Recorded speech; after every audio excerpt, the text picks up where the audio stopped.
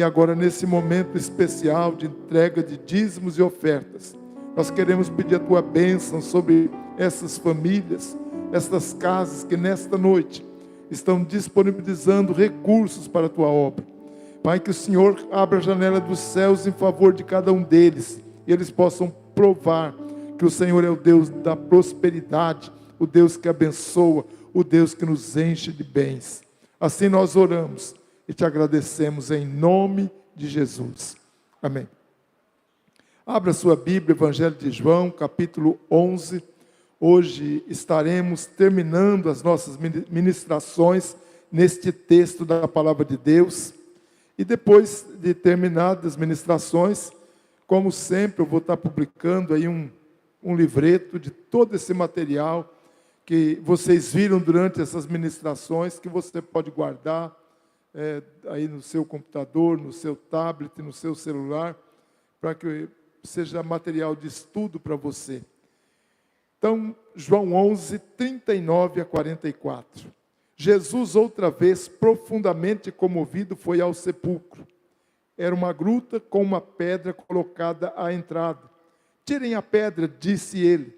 Disse Marta, irmã do defunto: Senhor, ele já cheira mal, pois já faz 4 dias. Disse-lhe Jesus: não lhes falei que se você cresce, veria a glória de Deus? Então tiraram a pedra. Jesus olhou para cima e disse: Pai, eu te agradeço porque me ouviste. Eu sabia que sempre me ouves, mas disse isto por causa do povo que aqui está, para que creia que tu me enviaste. Depois de dizer isto, Jesus bradou em alta voz: Lázaro, vem para fora. O morto saiu com as mãos e os pés envolvidos em faixas de linho e o rosto envolto num pano. Disse-lhe Jesus: tirem as faixas, deixem-no ir. Então nós estamos finalizando o ponto 4 das nossas ministrações, quando fala que um dos obstáculos que Jesus venceu foi a morte. E falando sobre a morte, na última ministração, nós falamos sobre a sua origem. E dissemos que o resultado direto do pecado fez com que a morte chegasse ao mundo e estendesse as suas garras sobre o homem. E um dos textos que nós mencionamos, Romanos 5, ali no versículo 12, onde fala que como por um homem entrou o pecado no mundo e pelo pecado a morte, assim a morte passou a todos os homens, porque todos pecaram. Ou seja, ao criar o primeiro casal, Deus lhes ordenou que eles não comessem ali do fruto da árvore do conhecimento do bem e do mal. E Deus falou isso de uma forma muito contundente, quando ele disse: no dia em que dela comerdes, certamente morrerás. Isso aconteceu. O homem desobedeceu, pecou, provou a morte física, provou a morte espiritual, porque no mesmo instante ele foi lançado para fora do paraíso, ou seja, para fora da presença de Deus. Então isso foi o que nós vimos. E ainda um pouco mais, falamos sobre também os efeitos da morte, que com a entrada do pecado no mundo, todos e quaisquer seres humanos foram sentenciados à morte. Mencionamos Romanos 6, 23, que fala que o salário do pecado é a morte, e o salário que o homem colheu quando ele desobedeceu foi primeiramente a morte física e depois, como já vimos, a morte espiritual. E algo que eu falei é que na desobediência lá no Éden, todos nós, sem exceção, qualquer ser humano nascido de mulher, recebeu o DNA de Adão, e nos tornamos pecadores e ao mesmo tempo caminhamos para a morte. Mas, para nós que somos crentes, a gente não precisa temer a morte, né? Porque ela é algo especial. Falamos, por exemplo, do rico e Lázaro, quando os dois morreram. Por exemplo, o rico morreu e foi para o Hades. Lá entrou em período de sofrimento. Mas quando morreu o pobre, o Lázaro, ele foi levado pelos anjos para o seio de Abraão. Ou seja, a morte é uma passagem para um outro estágio da vida, que pode ser bom para alguns, mas ruim para muitos. É isso que diz a palavra de Deus. E foi isso que nós falamos na última ministração. E hoje, em último lugar, e eu quero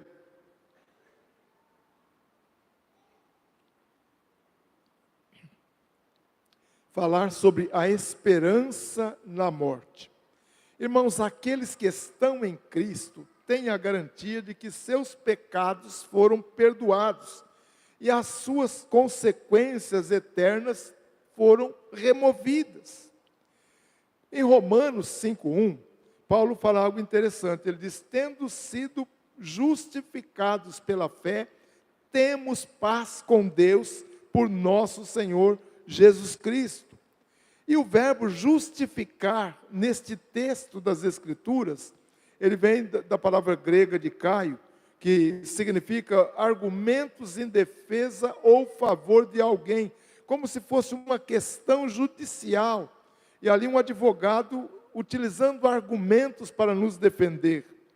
Declarar alguém justo, aqui já é a sentença do juiz. A verdade é que, pela fé em Cristo, nós fomos declarados justos, sem qualquer possibilidade de receber uma condenação. Por isso que Paulo, nesse mesmo capítulo, aliás, esse mesmo livro de Romanos, no capítulo 8, ele fala: portanto, agora nenhuma condenação há para os que estão em Cristo Jesus, porque por meio de Cristo Jesus, a lei do Espírito de vida me libertou da lei do pecado e da morte. Ou seja, antes de conhecermos Cristo, nós estávamos sob uma lei severa, uma lei impiedosa, que era a lei do pecado e da morte. E, de uma certa forma, nós éramos subjugados pelo pecado e caminhávamos para a morte. Porém, em Cristo, fomos libertos desta lei cruel e passamos a viver sobre a égide de uma outra lei maior, que é a lei do Espírito de vida. É por esse fato que aqueles que vão ressuscitar na primeira ressurreição, isso já lá no final dos tempos, né, eles recebem uma promessa, uma bem-aventurança da seguinte forma: felizes e santos são os que participam da primeira ressurreição. A segunda morte não tem poder sobre eles, eles serão sacerdotes de Deus e de Cristo e reinarão com Ele durante 1000 anos. Observe a expressão desse texto, que a segunda morte não tem poder sobre eles. Por quê? Porque, de uma certa forma, eles venceram a morte, eles não mais caminham na lei do espírito de morte, mas caminham na lei do espírito de vida. Tá? Como já vimos anteriormente, agora reafirmamos, a morte não tem qualquer poder sobre aqueles que foram salvos por Cristo. Se você creu em Jesus, se você recebeu salvação por Cristo, a morte não tem mais poder sobre a sua vida.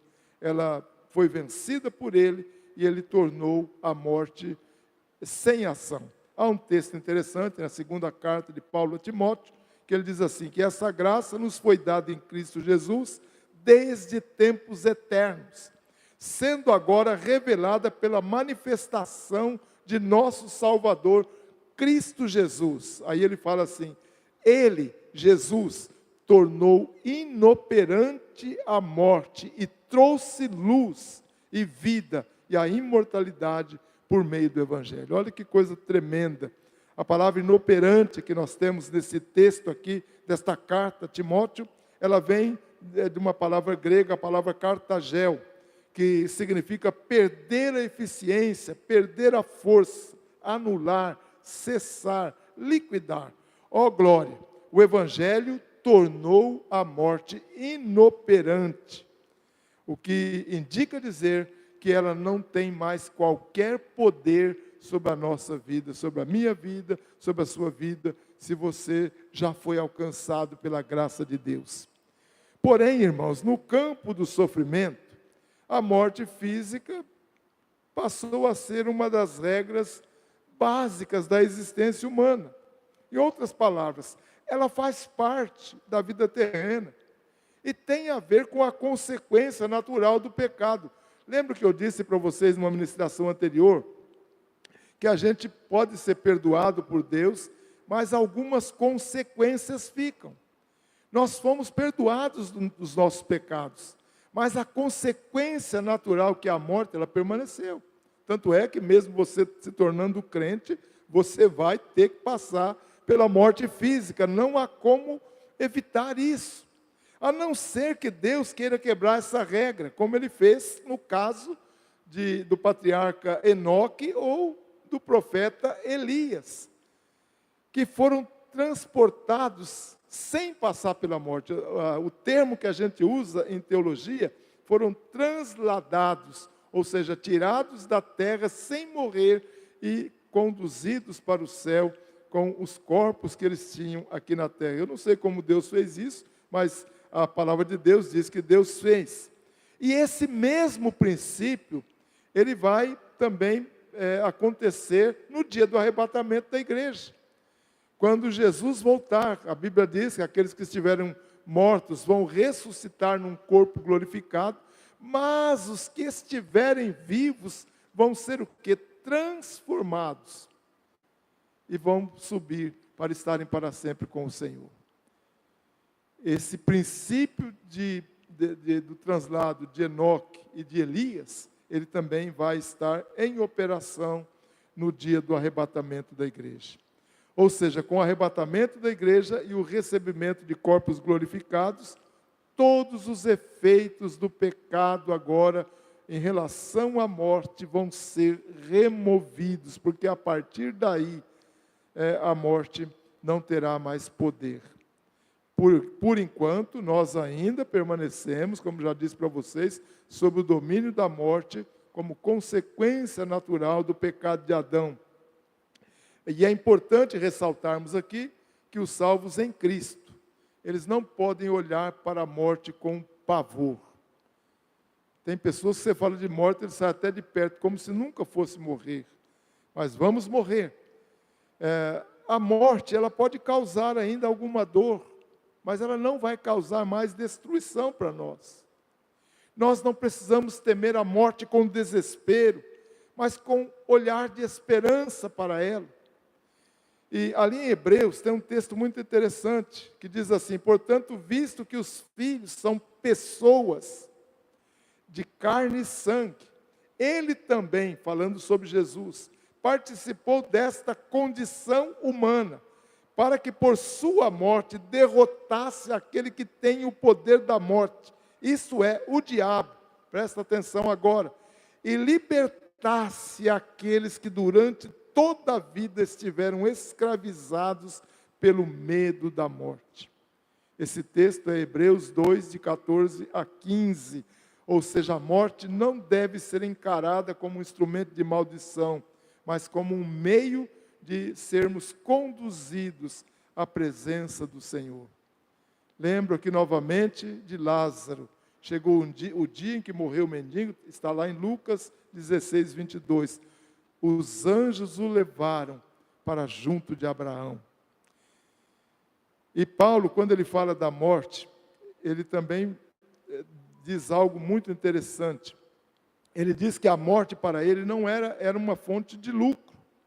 E ele manifestou esse desejo de morrer e estar com Cristo. Segundo ele, isso era bem melhor. O texto que temos, que Paulo fala sobre isso, é Filipenses 1:23, que ele fala: porque para mim o viver é Cristo e o morrer é lucro.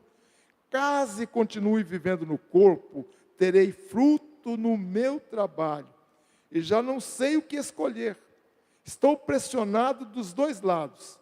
Desejo partir e estar com Cristo, o que me é muito melhor. Então é isso que a morte deve fazer comigo e com você. Você que é crente, você não tem que temer a morte. Nós não desejamos a morte, mas nós sabemos que no momento em que ela chegar, Deus tem preparado os seus anjos para nos conduzirem à sua presença, para estarmos para sempre com Ele. Irmãos, essa é a esperança dos crentes. Como salvos, tem algo que eu quero dizer aqui ainda, nós podemos ser conformados com o fato de que os nossos corpos não estarão definitivamente perdidos. Quando a gente enterra uma pessoa, leva a pessoa lá para o cemitério e faz o sepultamento, daí 4, 5 anos, quando você for lá para dar uma olhadinha naquele cadáver que foi sepultado, você vai encontrar um monte de ossos. Mas há algo impressionante. Nós vamos receber, mesmo que a gente morra antes de Jesus voltar, nós vamos receber um corpo glorificado. Nosso corpo não vai ficar para sempre no pó. E isso nós podemos ter a garantia de que Jesus ressuscitou e nós também ressuscitaremos. Paulo, escrevendo aos Coríntios, ele fala o seguinte: visto que a morte veio por um só homem, assim a ressurreição dos mortos veio por meio de um só homem. Aí ele diz assim: da mesma forma como Adão todos morrem, e em Cristo todos estão ou serão vivificados, mas cada um por sua vez.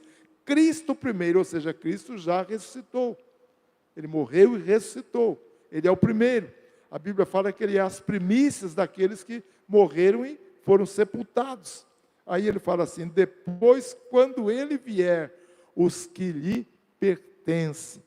Então, se você pertence a Jesus, você tem essa garantia. Assim como Jesus ressuscitou, você também vai ressuscitar.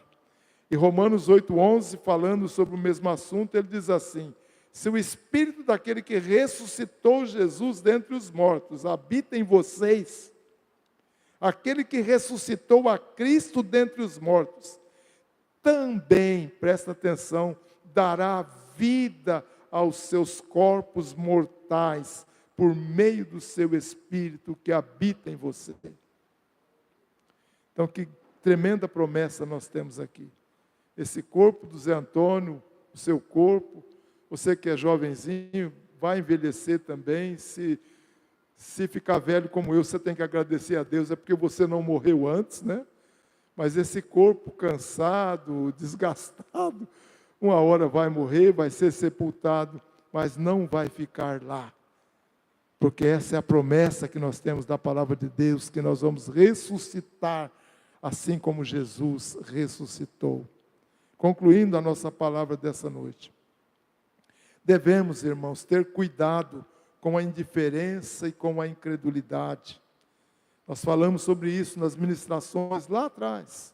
Pois esses sentimentos podem nos arrastar para uma apostasia religiosa, como muitos que hoje já abandonaram o Senhor. Eu vejo muitas pessoas que já passaram aqui por essa igreja, por outras igrejas aqui em Viradouro, e hoje estão lá no mundo, estão desiludidos, decepcionados com algum pastor, com algum irmão, com alguma igreja. Caíram numa apostasia.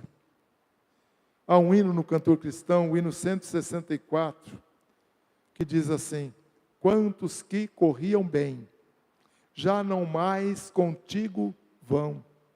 Outros correm, mas também frios e sem amor estão. Nenhuma dessas condições é boa. Aqueles que corriam já não correm mais, estão na apostasia. Aqueles que estão correndo, mas estão frios, também não estão corretos. Nós precisamos receber o fogo do Espírito na nossa vida, reativar a chama, reativar a nossa fé. Aos não crentes que aqui estão nesta noite, eu lembro aqui de Lázaro, morto há 4 dias. O seu físico já estava num processo de deterioração, mas ele foi revitalizado pelo poder de Jesus, pela palavra de Jesus. E há pessoas que estão mortas em seus delitos e pecados, permanecendo no túmulo, assim como Lázaro estava no túmulo, permanecendo como se fossem sepultadas.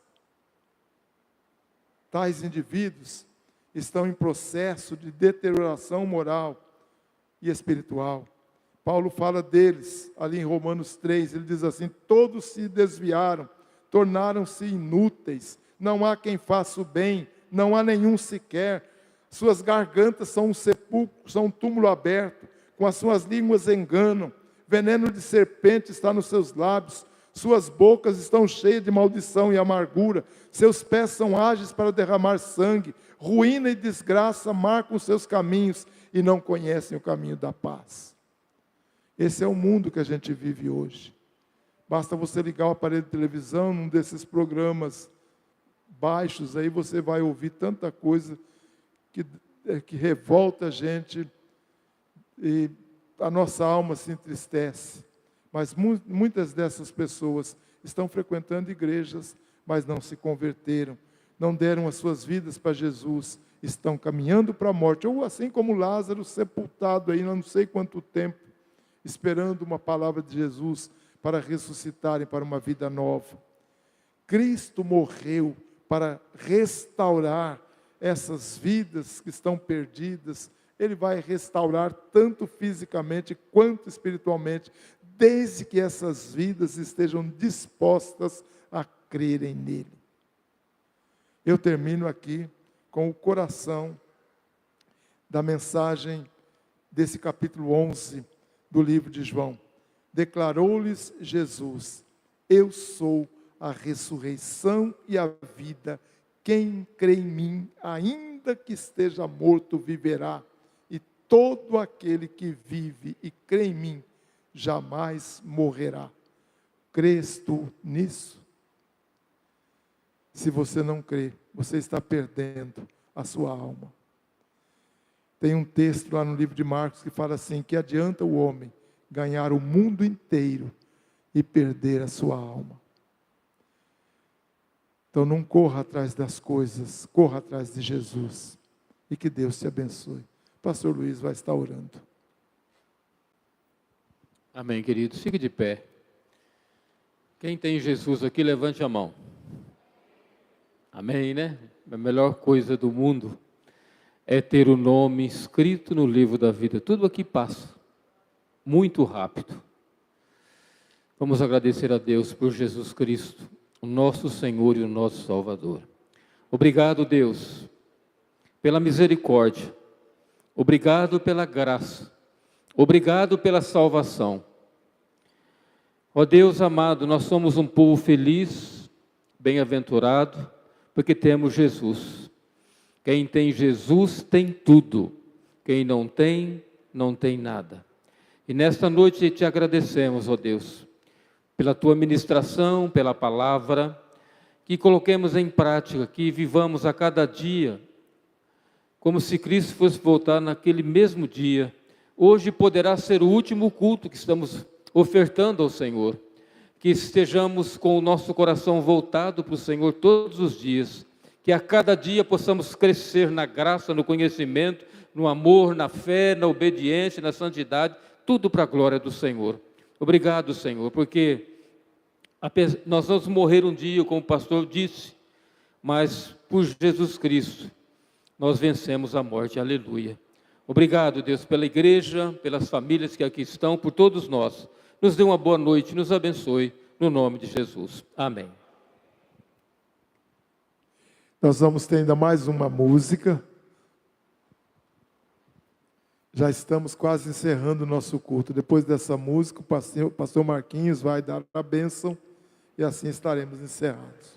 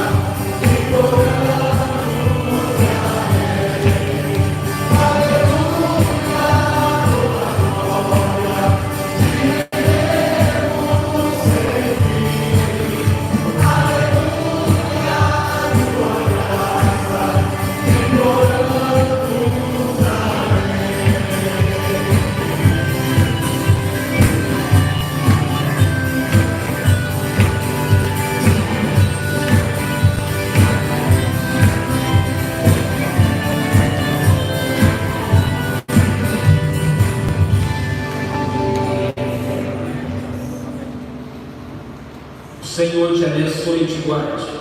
O Senhor faça resplandecer o rosto sobre ti e tenha misericórdia de ti. O Senhor sobre ele te levante o rosto e te dê a paz. Vai para casa na bênção em nome de Jesus, meu Pai. Cumprimento o seu irmão da direita, da esquerda, do banco da frente, do banco de trás.